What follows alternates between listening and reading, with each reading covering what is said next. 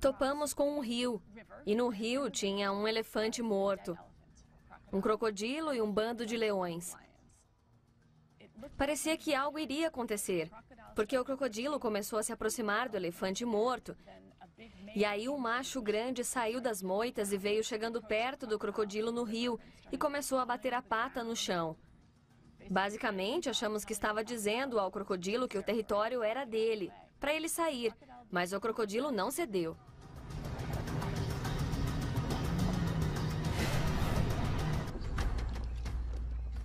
Eles tomaram cuidado para se aproximar do crocodilo. Não queriam ficar perto da boca dele, então ele começou dando a volta, indo por trás. Avançou para as patas. E aí as fêmeas devem... Elas estavam ali, tudo foi muito rápido. Ele agarrou uma pata e a boca do crocodilo abriu. Naquele momento, todos pularam para trás, porque ninguém queria ficar perto daquela boca. E então eles se aproximaram e atacaram o crocodilo por trás.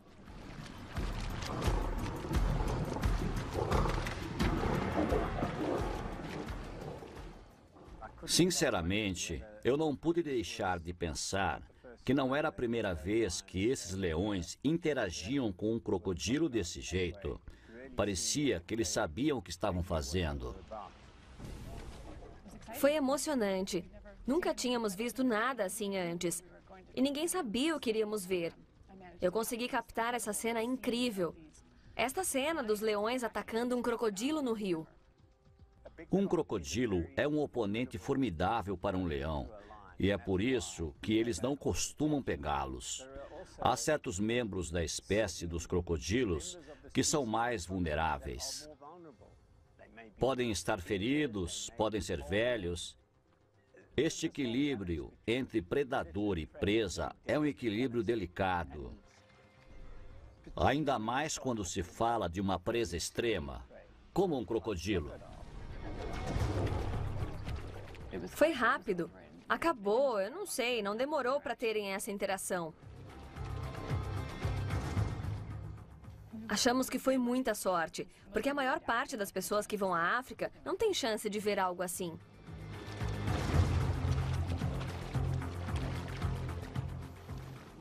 Finalmente, acho que o crocodilo percebeu que tinha perdido a batalha e estava ferido.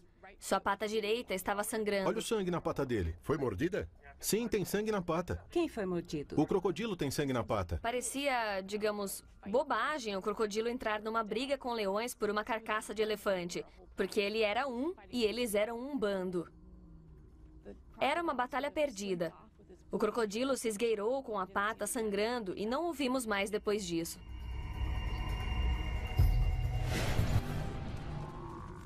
Encontramos uma manada grande de búfalos, talvez uns 300. E começamos a ouvir berros de búfalo. Parecia que eles vinham mais ao norte de onde estávamos. Então passamos pela manada. E para nossa surpresa, encontramos um bando de 10 ou 12 mabecos tentando abater 2 búfalos. Por uns 10 minutos, eles largaram um búfalo mais velho e se concentraram no mais jovem. Havia 3 ou 4 atacando a anca deste búfalo, enquanto o resto atacava a cara. E toda vez que o búfalo tentava se virar para tirar o resto de cima dele, os mabecos na frente só se aproximavam mais, quase até o focinho, tentando morder o seu focinho para obrigá-lo a continuar olhando para eles, enquanto os outros mordiam sua cauda e anca. 4 mabecos importunando um filhote de búfalo, mordendo sua anca e tentando desviá-lo da frente. Os búfalos são um animal que eles não costumam perseguir. O mabeco come uma série de presas, tipicamente o antílope de tamanho médio. Mas ele é um carnívoro grande e é oportunista. Ele não vai dispensar uma oportunidade se pode abatê-la. Nós sabíamos que tinham aberto o búfalo e que ele estava morto.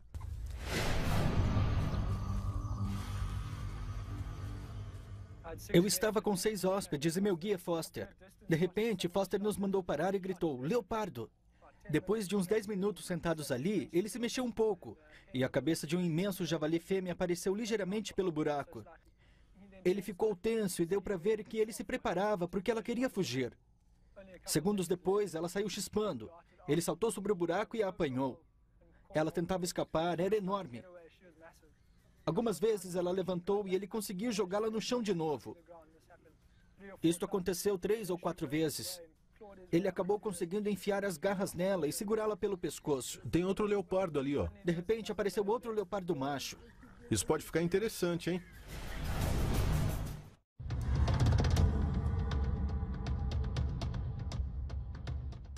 Começa com um grande leopardo macho tentando abater uma fêmea grande de javali, e é uma luta.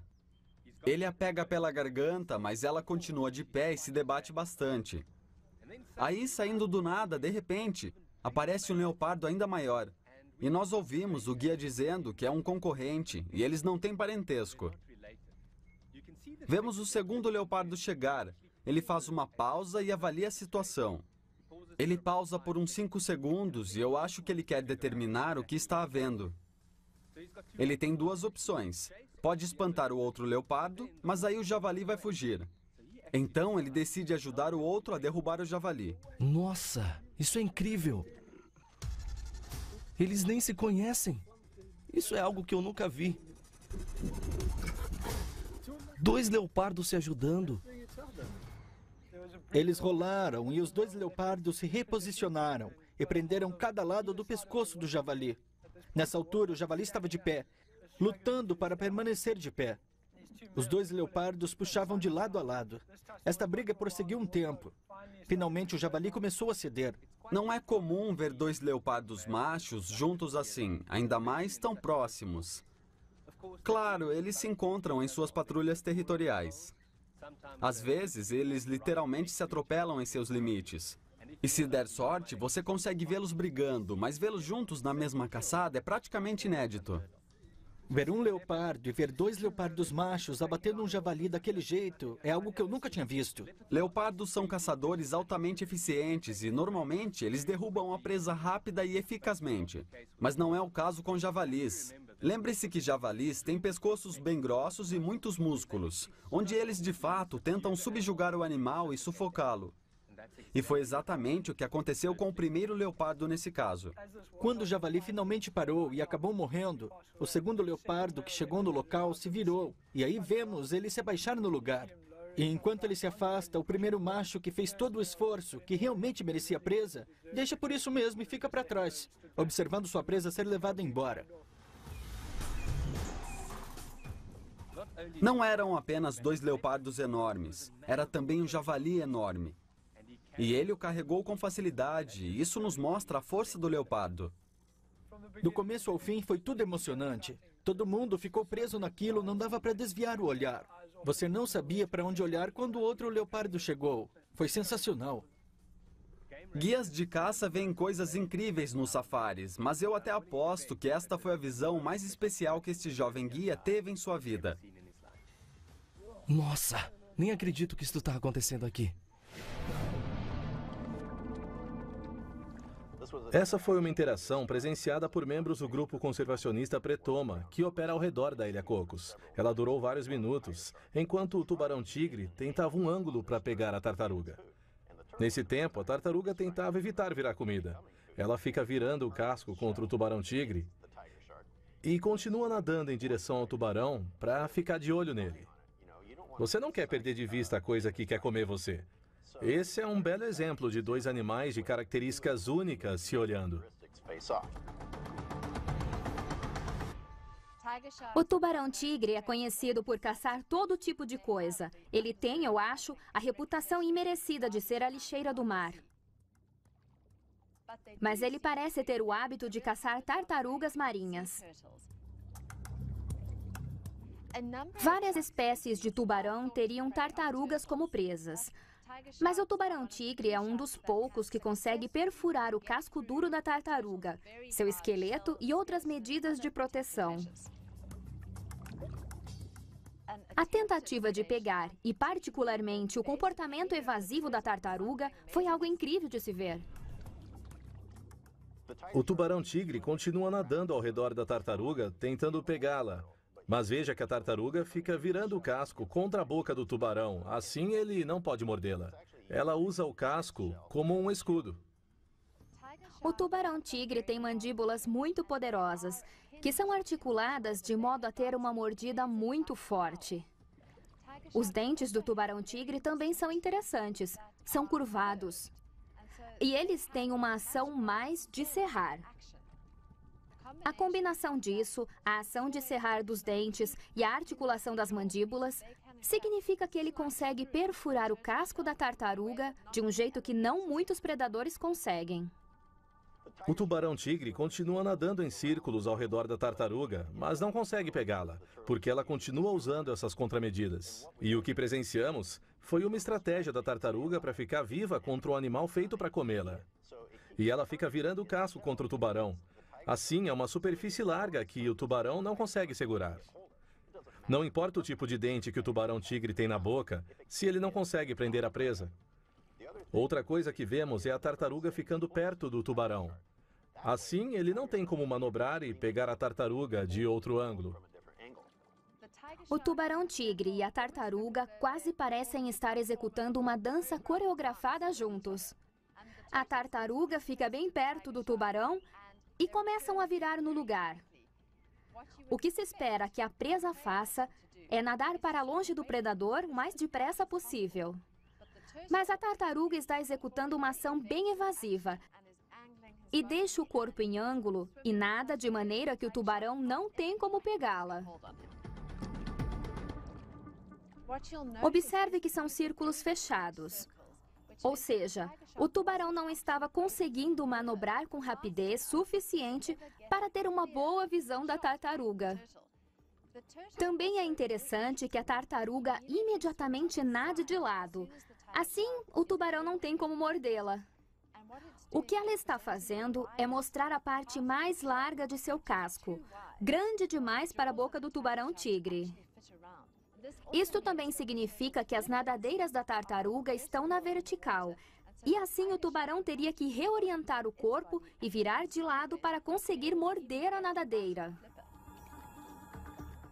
Às vezes eu acho que longe dos olhos, longe do coração, como está acontecendo embaixo da superfície, as pessoas não têm noção da interação dinâmica da cadeia alimentar. Elas acham que talvez os tubarões só comam o que querem comer, mas não é o caso. As coisas que eles gostam de comer desenvolveram estratégias para viver.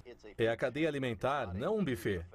Se o tubarão pudesse comer tudo o que quisesse, quando quisesse, nada viveria o bastante para se reproduzir e o sistema todo acabaria. É emocionante ver dois animais com características evolutivas específicas se enfrentarem assim. Foi esclarecedor ver como as tartarugas sobrevivem contra um predador incrível como o tubarão-tigre.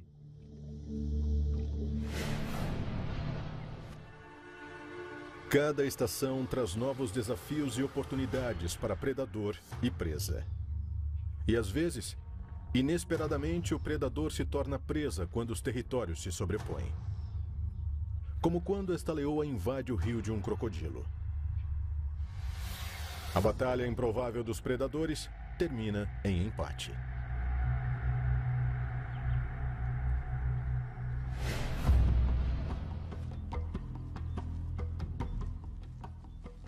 Estávamos seguindo duas leoas jovens que se separaram do bando. Elas estavam atrás de búfalos velhos que tinham deixado a manada. Um dos búfalos estava com uma perna quebrada e, obviamente, para as leoas isso era uma oportunidade real para pegar um animal ferido que daria muita carne. Elas cercaram os búfalos por um tempo enquanto se aproximavam. Claro que os búfalos perceberam as duas leoas e aí as duas avançaram. Uma delas pulou em cima do búfalo e imediatamente foi lançada no ar.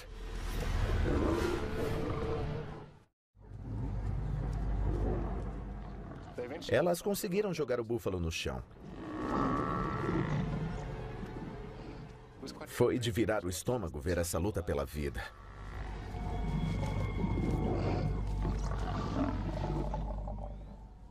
Pareceu que o búfalo gritou muito tempo, sendo agarrado pelas leoas. Estes búfalos estão sozinhos porque foram expulsos do rebanho.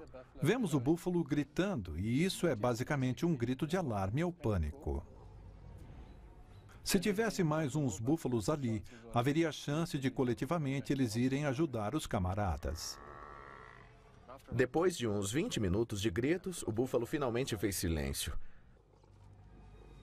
E aí uma leoa o solta e vai para trás.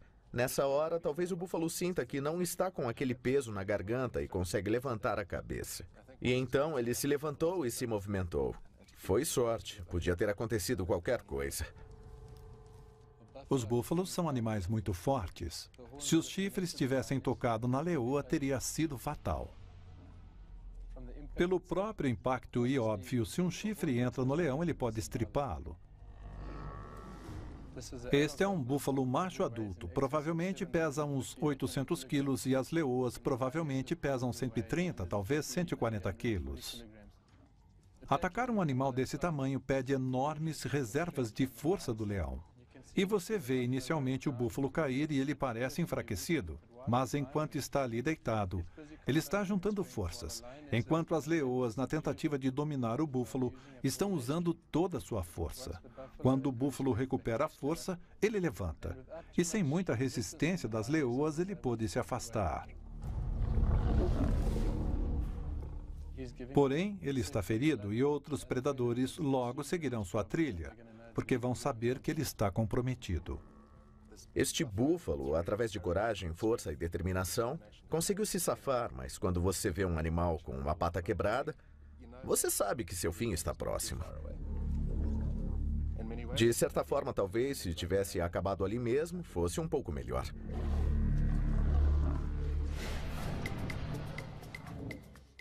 Tínhamos acabado de desfazer as malas após uma viagem longa de carro e todo mundo estava ansioso para ir à piscina, beber alguma coisa, relaxar. Mas de repente, saído do mato atrás da piscina, veio um elefante enorme. Tendo escolha, os elefantes bebem todo dia e percorrem distâncias enormes para ir a uma fonte de água. Eles bebem até 100 litros por vez. Eles são muito dependentes de água, então é por isso que ficam perto dela e em áreas com pouco suprimento, dependendo da estação. Ele foi direto para a piscina, parou e bebeu por um tempo. Aí simplesmente virou e foi de volta para o mato, tão rápido quanto chegou. Parece que este macho já tinha estado ali. Ele sabe exatamente onde ir e eu acho que é por isso que está tão confiante. Ele não hesita, vai direto para lá. Se não tivesse estado aí antes, ele seria mais cauteloso, olharia os arredores, pararia e avaliaria a situação. Mas não, ele vai e começa a beber e só quando a pessoa que está filmando se mexe que ele dá atenção. E neste determinado dia, tinham outras pessoas na piscina e alguém filmando. Foi isso que o fez parar e, de repente, ele ficou ciente da situação e por isso foi embora. Todo mundo ficou chocado e meio abalado, mas foi mesmo um momento especial. E ainda bem que eu consegui filmar. As pessoas na piscina reagiram bem ao ficarem calmas e paradas. Se tivessem levantado, batido palmas ou gritado, isso teria forçado o elefante a reagir. E isso teria dois resultados: ele agir na defensiva ou agir com submissão e se retirar. O elefante não entraria na piscina para fazer alguma coisa a eles, mas eles agiram certo, ficando calmos, e assim o elefante reagiu igual. Foi mesmo uma experiência incrível. Eu adoro elefantes, são meu animal favorito e ver um de tão perto na vida real e poder apreciar o seu tamanho e sua calma foi muito especial.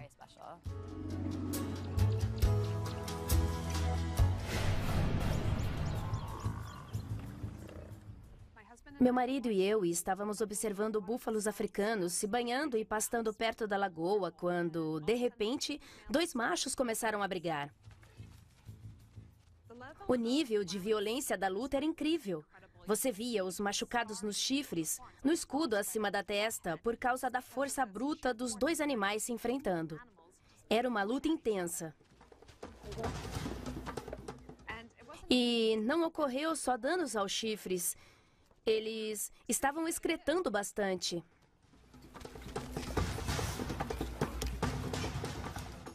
Os dois estavam empatados. O búfalo é um herbívoro grande e pesado que vive em grupos grandes. E viver em grupos grandes pode criar chances para alguns desses indivíduos discordarem entre si, particularmente os machos. Eles nascem num grupo grande, crescem com outros búfalos jovens. Um dia na vida irão se tornar machos dominantes. E esses búfalos jovens costumam participar de brigas, testando os rivais mesmo sendo um macho jovem. Quando eles se chocaram primeiro, o impacto foi incrível, fez um barulho. Deu para ouvir e aí todo mundo ficou vendo isto nos 20 minutos seguintes. Eles ficaram cabeça com cabeça umas vezes. E aí virou mais um jogo de empurra. Existe uma diferença grande em termos de uma briga real de búfalos por domínio da manada e briga por diversão. A briga de verdade entre búfalos tem um ritual prévio. É típico eles andarem paralelamente ao outro, tentando parecer bem grande. E no fim, se chegarem às vias de fato, eles ficam a uns 30 metros de distância do outro, partem e batem a cabeça com agressividade.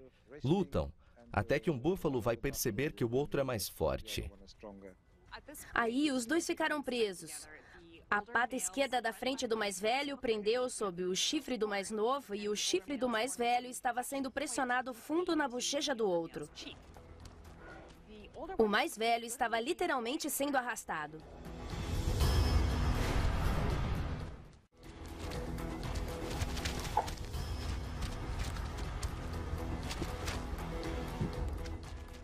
Ele estava de joelhos. Um chifre partiu. Deu para ouvir ele partindo. Nossa, tem razão. Fez um eco tão alto quando partiu. É um chifre. Nossa, tem razão. Olhe, sangue. Teve um jato de sangue e no resto da luta deu para ver o sangue pingando do chifre, entrando na orelha do animal. E essa perda do chifre deixou o macho mais velho em desvantagem. Ele não conseguia mais travar os chifres, mas isso não o deteve. Eles continuaram pelo menos mais 7 minutos depois disso. E, de repente, o mais jovem virou e começou a correr. O outro perseguiu um pouco e tudo ficou calmo de novo. Este é um exemplo clássico de luta de búfalos jovens por brincadeira. À primeira vista, acham que a luta é séria, mas não é o caso. Quando você olha os escudos dos dois búfalos, essa parte frontal onde ficam os chifres, os escudos não estão inteiramente unidos. Nos machos velhos, eles se fundem. Nos machos dominantes também, seja qual for o caso.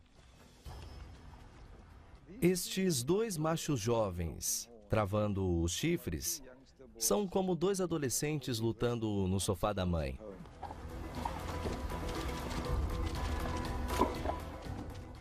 Só estão brincando.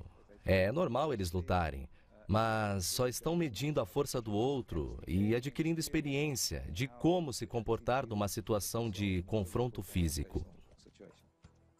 Para algumas pessoas foi demais. Umas senhoras tiveram que se afastar da cena por causa do sangue, da violência, do suor. O búfalo, como qualquer um lutando de brincadeira, ele pode sofrer pequenos acidentes. Vemos que um dos búfalos teve o chifre quebrado, ou um pedaço dele se partiu. Isso é igual ao que acontece quando se luta no sofá. Sempre há um acidente, e você se encrenca porque quebra um vaso da sua mãe ou algo assim. Depois desse encontro, eu tenho certeza que vou voltar à África. Não sei quando, mas eu vou voltar. Se eu vir uma coisa assim de novo, vou me considerar muitíssimo afortunada. É um chifre. Nossa, tem razão.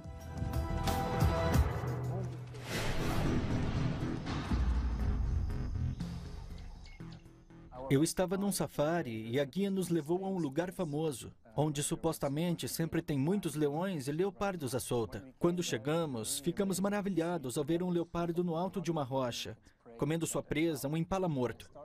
Comecei a filmar o leopardo e, de repente, depois de uns 2 segundos, uma leoa saiu do nada. Ela atacou o leopardo e pegou o impala. Ah, sim. Ah, eu não acredito. Meu Deus. Olha que fácil, ele nem notou. Vê-se claramente que a carcaça ainda não foi muito comida. Provavelmente, ele o matou mais cedo de manhã. E aí o leopardo levou para as rochas para guardá-lo. Meu palpite é que a leoa foi ali só para descansar, mas topou com o leopardo. Infelizmente, leões são muito maiores. Não tinha chance de o leopardo recuperar sua presa. Foi impressionante ver como o leão espantou o leopardo só com um ataque. A força do leão era impressionante. A guia também se surpreendeu ao ver isso. Ela disse que era incrível ver uma coisa dessas. Se você nunca esteve numa dessas saliências de pedra, o que você vê lá são muitos recantos, fendas, fissuras. O leopardo colocaria a carcaça numa delas, esperando se alimentar com calma e paz. Mas não foi assim. Provavelmente o que aconteceu foi que o leopardo estava devorando a presa e a leoa apareceu. Ela procurava o mesmo lugar, mas para descansar, e aí viu a carcaça. O leopardo fugiu. E aí vimos que ele estava observando a leoa comer o impala. Um leão comendo uma coisa e o leopardo só observando. O leopardo rapidamente se dá conta de que não corre perigo, a leoa só queria sua comida. Mas é provável que ele fique por ali, porque se os leões saírem, podem deixar algum resto para ele.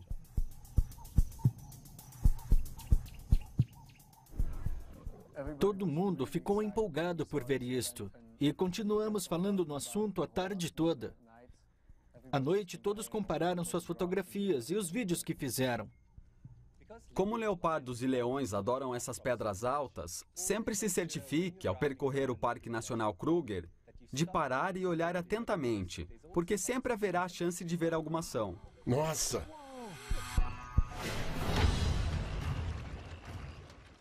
Naquele dia, chegamos ao rio meio tarde para presenciar as famosas travessias.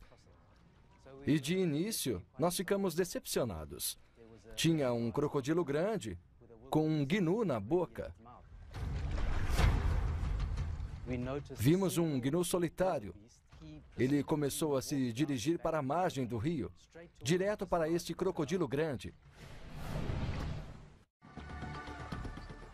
Eles como que se olharam e prosseguiram como dois pedestres na rua.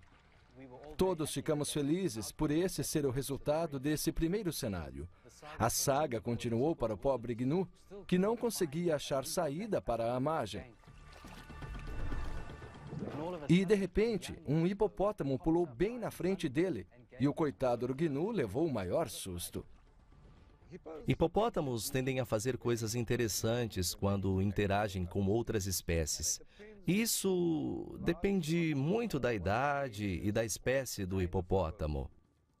Um macho recém-expulso de uma manada grande é mais passível de ter interações agressivas com outros animais.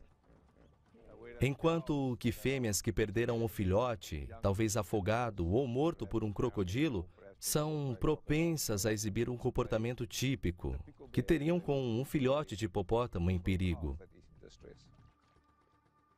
Quando o hipopótamo surgiu da água na frente dele, na verdade até que foi engraçado.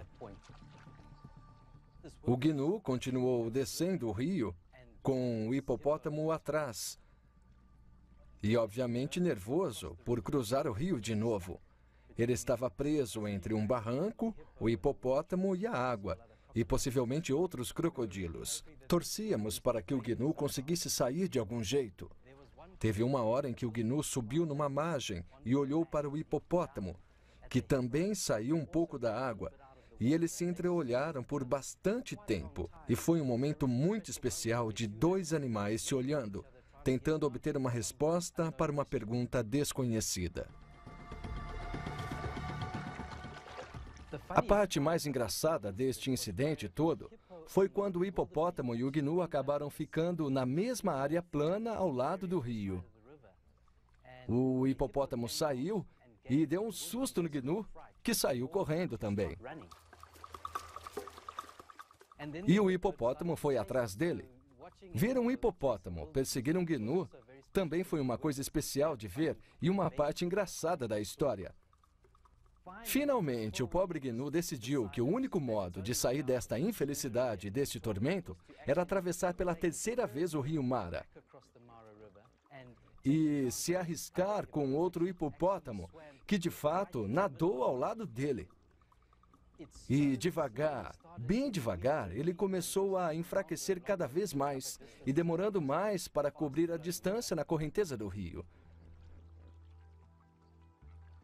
Por sorte, e ainda bem para nós, testemunhamos o pobre Gnu chegar finalmente no outro lado do rio, subir a margem bem devagar e vacilante e ir na direção do rebanho que estava pastando.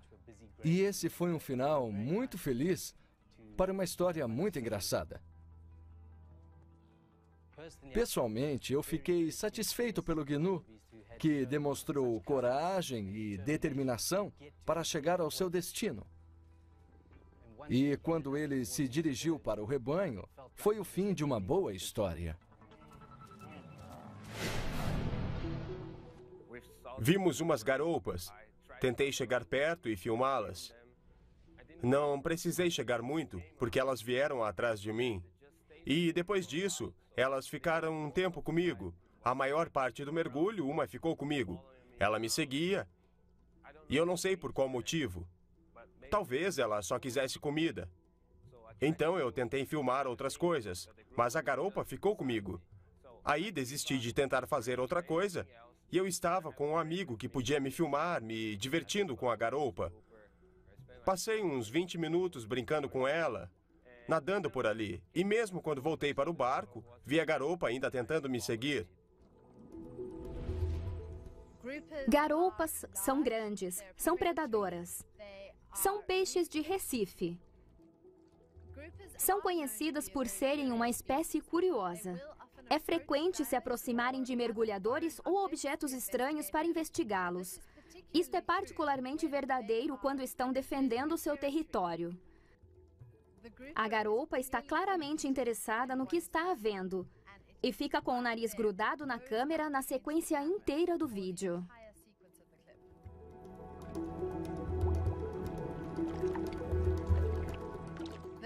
A câmera que o mergulhador está usando tem uma porta-domo e ela pode estar refletindo a garoupa. Então, ela olha para isso como se houvesse outro peixe tentando entrar em seu território ou tentando nadar ali. Claro que o que acontece é que, como a garoupa está contra a câmera, o peixe espelhado, o peixe refletido, ela não recua. E isso mantém essa interação constante, como se o peixe invasor não saísse de lá. Essencialmente, isto até parece um impasse entre uma garoupa e a mesma garoupa. De vez em quando, a garoupa quase bate na câmera. Ela parece estar testando quais são as intenções do peixe refletido. No entanto, como a própria garoupa não está sendo agressiva ou demonstrando comportamento agressivo, o peixe refletido na câmera não demonstraria atitude agressiva. Portanto, é um impasse pacífico. Algo como você fica aí que eu fico aqui, mas vou ficar de olho em você.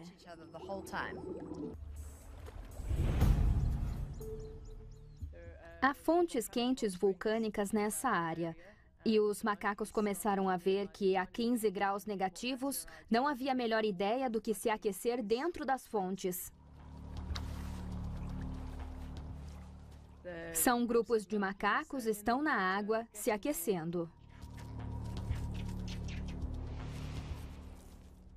Estão relaxando, se penteando. Definitivamente, seu pelo é uma adaptação ao frio. Os que vivem nessa área, particularmente, têm pelos mais grossos ou longos. E com certeza é uma adaptação ao frio extremo. Nós estamos vendo fêmeas de alto escalão e provavelmente o macho dominante na água. O que vemos na periferia são os jovens menos importantes e, infelizmente, eles têm de ficar atrás. O guarda vem de manhã e joga comida. Algumas sementes, e eles começam a procurar. Tem comida na neve, e eles escavam um pouco e jogam sementes na água. Mas nem todos os macacos podem ir pegar as sementes submersas. Eu não tinha nenhuma expectativa de ver macacos se alimentando ou mergulhando. o que é uma grande surpresa. Tinha um no meio da lagoa, tentando apanhar sementes, e eles usam os pés com habilidade. Vê-se que é uma técnica difícil. Eles enxergam na água, usando os pés para pegar a semente, levar até as mãos e depois comer. Eles têm pés e mãos muito sensíveis, com muita destreza. Os nervos dali ficam bem perto da superfície e eles conseguem sentir as partículas de comida e conseguem agarrá-las.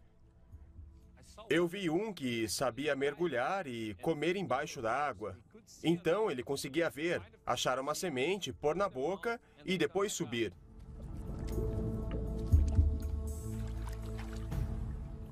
Foi engraçado ver esta diferença entre um indivíduo e o outro e o resto do grupo.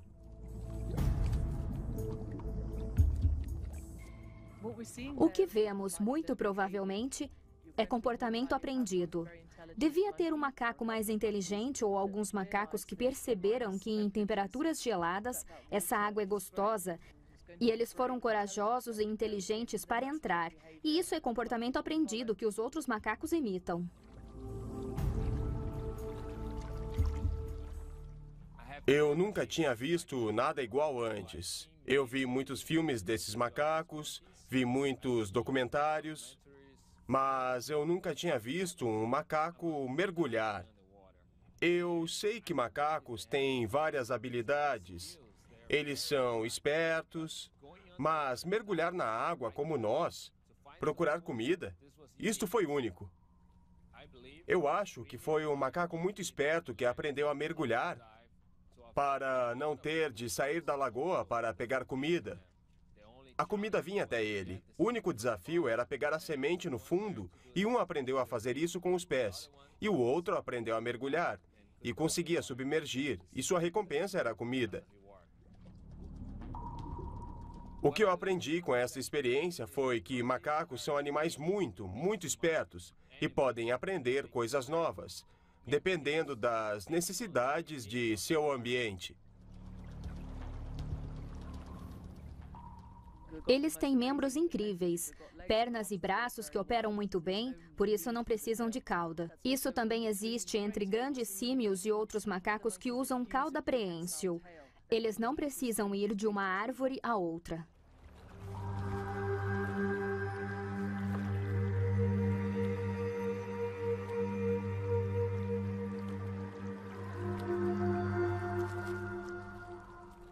E depois de ver isto, eu fiquei obcecado por estes animais, os macacos, e como eles usam ferramentas, sua esperteza, e sempre que posso, vou a um lugar que tem um grupo de macacos.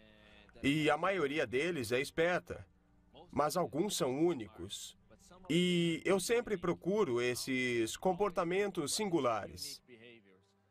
Foi uma sorte e uma felicidade eu ter caixa submarina para captar este comportamento quando eu o vi, porque tinha outros fotógrafos ali, mas nenhum deles tinha caixa.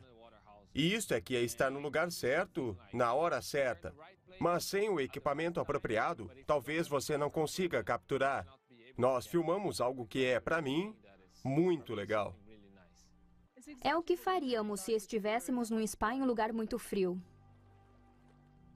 É muito interessante e, quando procuramos esta diferença entre os indivíduos, sem vê-los todos iguais, são animais, têm o mesmo comportamento, só que não. Eles são únicos, como nós.